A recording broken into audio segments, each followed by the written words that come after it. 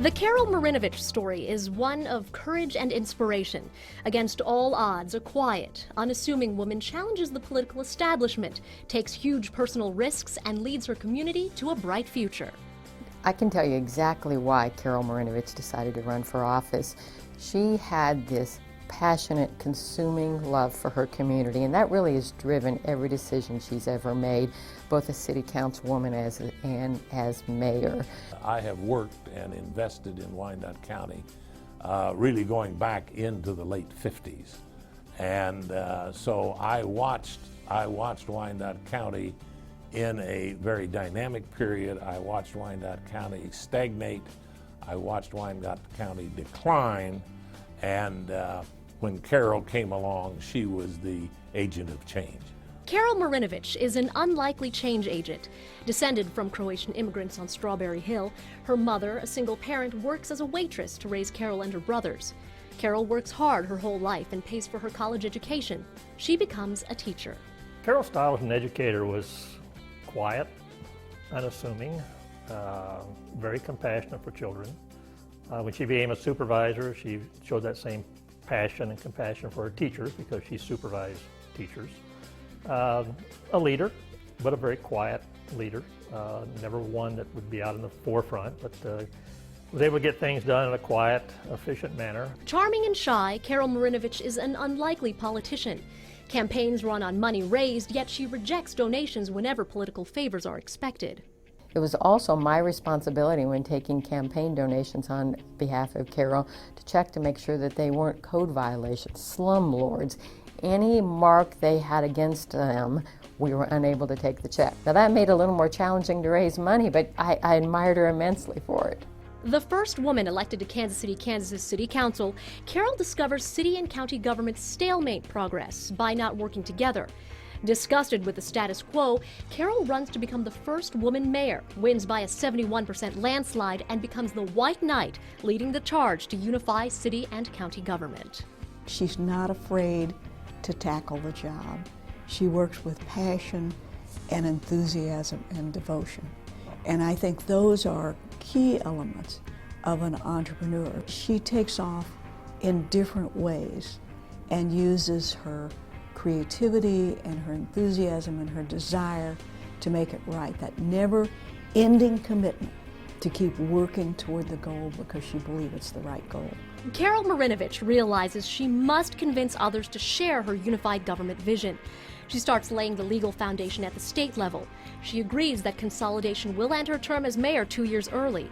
Amazingly, she persuades most city council members to go along, knowing they must also run 2 years early if unified government is adopted. The things that she is doing and the things that she has done have not really been for Carol Marinovich. They've really been for bettering the community and bettering the institution or the organization that she was a part of. And that's pretty hard to turn down. Buying into Carol's vision for unified government, the Civic Council of Greater Kansas City steps up and funds her campaign. Voters respond, adopting unified government by a 60% majority. And she succeeded. I mean, she saved money, she economized, she made government more efficient. She dealt with the monumental task of the political fiefdoms that existed, and some to a certain extent still do, and was able to build a consensus to implement that vision. Once she did that, that gave her the platform and the proven track record to make some of those other events happen. I credit consolidation as being the beginning of the turnaround in Kansas City, Kansas, and I credit consolidation and Carol Marinovich's work on that as bringing the International Speedway, the Legends development to our community. Carol Marinovich serves as mayor-CEO of the unified government from 1995 until 2005. Her courage makes her a dramatic change agent and a true statesman. After consolidating the urban core, she expands services while decreasing the tax rate by 18%. She successfully promotes neighborhood revitalization, resulting in new housing, an increase in grassroots neighborhood groups from 5 to 120, and a decrease in violent crime. Carol Marinovich was not interested in a political career beyond the mayor's office, so she felt free to do the right thing every single time, and she absolutely did. Carol's leadership brings prosperity to her community as she lands the International Speedway and Legends development. Village West brings 4,000 new jobs, new services to citizens, and attracts over 10 million visitors a year.